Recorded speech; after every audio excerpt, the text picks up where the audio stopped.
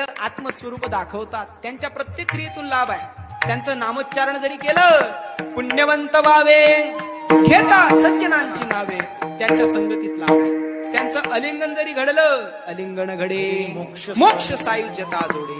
आमच्या धुळ्याजवळ इच्छापूर्ती गणपती मंदिर आहे. त्या इच्छापूर्ती गणपती मंदिराच्या डाव्या बाजूला एक भिंतीवर एक वाक्य आहे, इतकं गोड वाक्य बाबा. दर्पण हमारा चेहरा दिखाता है चारित्र्य नहीं.